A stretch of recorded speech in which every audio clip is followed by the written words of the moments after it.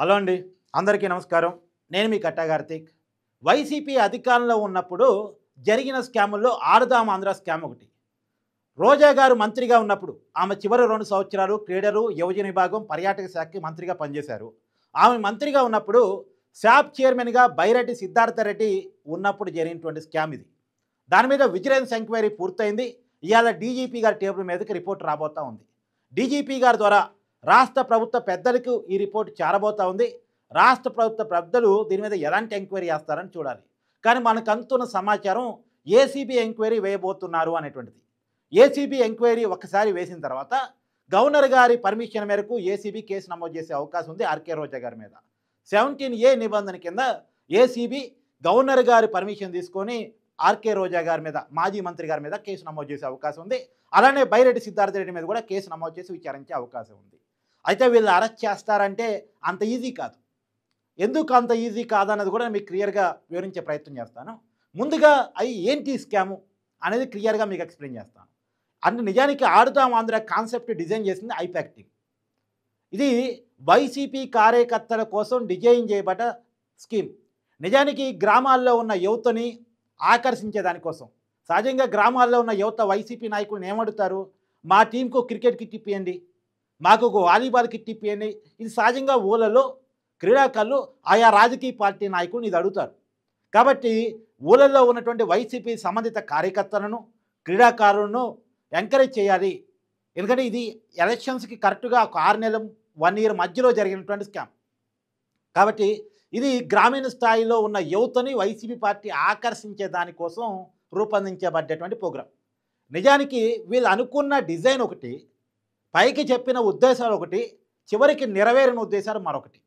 ఇది వైసీపీ ప్రభుత్వమే వైసీపీ కార్యకర్తలను నయవంచనకు గురి చేసిన స్కామ్. ఇప్పుడు వీళ్ళు అనుకున్నదే వైసీపీ కార్యకర్తలకి మనం ఏదో ఒకటి చేయాలి, వాళ్ళ క్రికెట్ కిట్లో, వాలీబాల్ కిట్లో, వాళ్ళు అనుకున్న దాంట్లో వాళ్ళని ఎంకరేజ్ చేసి వాళ్ళకు కిట్ ఇవ్వాలి అని రూపొందించుకున్నటువంటి స్కీమ్. మరి ఆ కార్యకర్తలు చేసే పనన్నా కొద్దిగా మంచి చేయాలి కదా. నిజానికి రాష్ట్ర ప్రభుత్వం శాప్ ద్వారా 119,20,00,000 రూపాయలు ఈ ప్రోగ్రాం కోసం కేటాయించడం జరిగింది. 119,20,00,000. అది కాక జిల్లాల్లో కలెక్టర్స్ జనరల్ ఫండ్ నుంచి కూడా డబ్బు రిలీజ్ చేశారు. దాదాపు ఈ ప్రోగ్రాం కోసం 400 కోట్ల రూపాయలు ఖర్చు చేశారట రాష్ట్ర వ్యాప్తంగా అన్ని జిల్లాల్లో కలిపి. ఈ 400 కోట్ల రూపాయల్లో చాలా డబ్బులు తినేశారు. ఇది అంతిమంగా విజిలెన్స్ కనిపెట్టింది. ఏ రకంగా తినేశారు? నకిలీ కిట్లు కొన్నారు. అంటే క్రికెట్ బ్యాట్ కావచ్చు, క్రికెట్ కిట్లు, వాలీబాల్ కిట్లు, ఇవన్నీ నకిలీవి కొన్నారు. అప్పట్లో పెద్ద వైరల్ అయింది ఏంటంటే, ఆ ఊళ్ళలో క్రికెట్ ఆడుతూ ఉంటే ఆడుదాం ఆంధ్ర స్కీమ్లో భాగంగా ఇచ్చినటువంటి క్రికెట్ బ్యాట్లు ఆడుతుండగానే ఇరిగిపోయినాయి అని నాణ్యత లేనటువంటి పరికరాలని కొని వైసీపీ కార్యకర్తలకు గ్రామాల్లో పంచారు. గ్రామీణ క్రీడలు ప్రోత్సహించే పేరుతో అంటే వీళ్ళు పెట్టకుండానే ప్రోగ్రామ్స్ పెట్టామని రాసుకొని డబ్బులు డ్రా చేశారు. గ్రామీణ స్థాయిలో, మండల స్థాయిలో, జిల్లా స్థాయిలో, రాష్ట్ర స్థాయిలో ప్రోగ్రామ్స్ పెట్టాలి. కానీ ఎక్కడ కూడా ప్రోగ్రామ్స్ ఫుల్ పేజ్డ్గా జరగలేదు. కానీ ప్రోగ్రామ్స్ పెట్టినట్టు ఖర్చు రాసుకున్నారు. ఆయా గ్రామాల్లో క్రీడలు పెట్టామండి, దానికి ఒక్కొక్క గ్రామంలో 10 లక్షలు ఖర్చు అయింది, లేదా 15 లక్షలు ఖర్చు అయింది, 5 లక్షలు ఖర్చు అయిన గ్రామాన్ని, గ్రామ స్థాయిని బట్టి వాళ్ళు ఖర్చు రాసుకున్నారు. ఒక జిల్లాలో జిల్లా మొత్తంగా ఓ 4 కోట్లు ఖర్చు అయింది. నిజానికి ఖర్చు అయింది ₹1,00,00,000. 4 కోట్లు. ఆ 4 కోట్లు ఏంటంటే క్రీడాకారులకి ప్రైజ్ మనీ, వాళ్ళకి భోజనాలు, గ్రౌండ్ క్లియరెన్సు, అంటే గ్రౌండ్ బాగు చేయాలి కదా క్రీడలు పెట్టాలంటే దానికోసం, ఇలా రకరకాల ఖర్చుల కింద. తర్వాత ఆటోమేటిక్గా క్రీడా వస్తువులు, క్రీడా పరికరాలు, ఇందాక చెప్పినట్టు క్రికెట్ కిట్టు, వాలీబాల్ కిట్టు, ఇవన్నీ కూడా వీటి కింద ఖర్చు రాసుకొని డబ్బులు డ్రా చేశారు. కానీ ఖర్చు పెట్టింది అంత కాదు అనేది. అయితే ఇది పేరుకి 119,20,00,000 వరకే విచారణ చేస్తున్నారా? మొత్తం 400 కోట్లు విచారణ చేస్తున్నారా? 400 కోట్లు విచారణ చేస్తే జిల్లా స్థాయి కలెక్టర్లు కూడా దీంట్లో ఇరక్కపోయే అవకాశం ఉంటుంది. ఐఏఎస్లు కూడా దీంట్లో ఇరక్కపోయే అవకాశం ఉంటుంది. ఎందుకంటే జిల్లా కలెక్టర్ల నుంచి జనరల్ ఫండ్ను కూడా ఈ 119 కోట్లతో కలిపి ఖర్చు చేశారు ఆడుదాం ఆంధ్ర స్కీమ్ కోసం. కాబట్టి అంత దూరం ఈ విచారణ వెళ్ళకపోవచ్చు. ఈ 119,20,00,000లో విచారణ చేయొచ్చు నేను అనుకోవటం.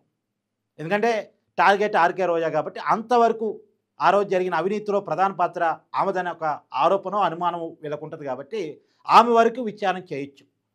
మొత్తం స్కామ్ మీద జరిగిన అవినీతి మీద మొత్తంగా ఎంక్వైరీ చేయకపోవచ్చు అని అనుకుంటున్నాను.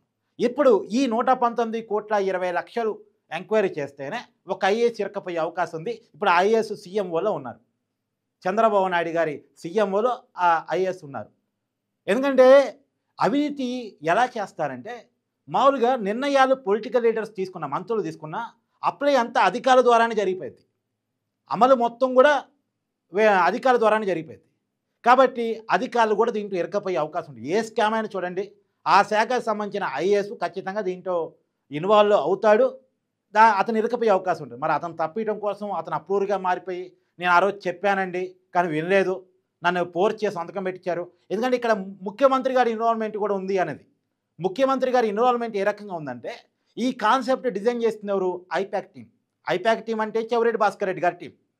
అంటే ఐపాక్ టీం అంటే ప్రశాంత్ కిషోర్ టీం అనుకోకండి. ఆ ప్రశాంత్ కిషోర్ నుంచి ఐపాక్ని రాక్కున్నారు వీళ్ళు. ఆ చెవిరెడ్డి భాస్కర్ రెడ్డి గారి దగ్గర ఉంది.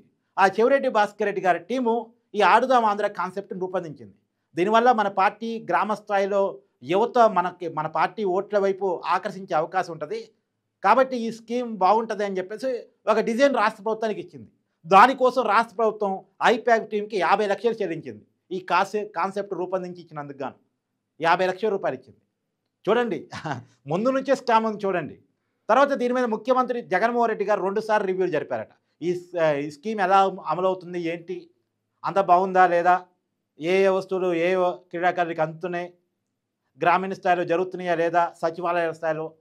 నిజానికి సచివాలయ స్థాయి నుంచి అనుకున్నారు. ఇది సచివాలయ స్థాయి, మండల స్థాయి, జిల్లా స్థాయి, రాష్ట్ర స్థాయి పోటీలు అనుకున్నారు.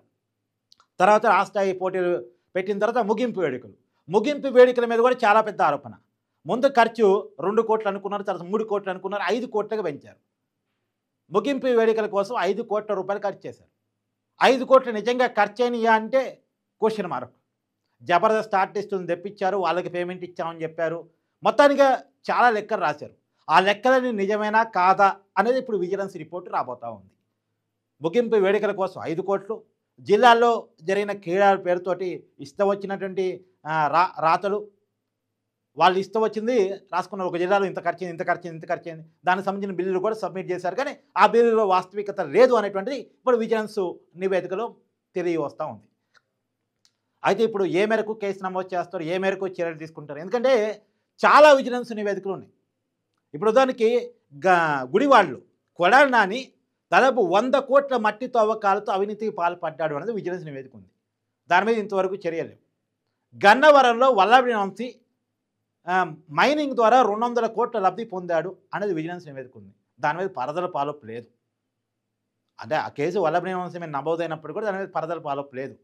కాబట్టి ఇప్పుడు ఈ ఆడుదాం ఆంధ్ర స్కామ్ మీద కూడా ఏ రకంగా ఎంక్వైరీగా ముందుకెళ్తారు అనేటువంటిది చూడాల్సి ఉంది. కానీ ఏది ఏమైనా ఆర్కే రోజా గారి వైపు ఏది చూపిస్తున్నాయి, ఆర్కే రోజా గారి అరెస్టు వైపు రంగం సిద్ధమవుతుంది అనే సూచనలు మాత్రం కనపడుతున్నాయి. నిజంగా రాష్ట్ర ప్రభుత్వం కనుక ఈ పర్టికులర్ కేసులో ఎంక్వైరీ కనుక ఆదేశించి దూకుడిగా ముందుకెళ్తే మాత్రం ఆర్కే రోజా గారి అరెస్టు మాత్రం తప్పదు. మరి ఏ మేరకు దూకుడిగా వెళ్ళిద్ది అనేది చెప్పలేదు.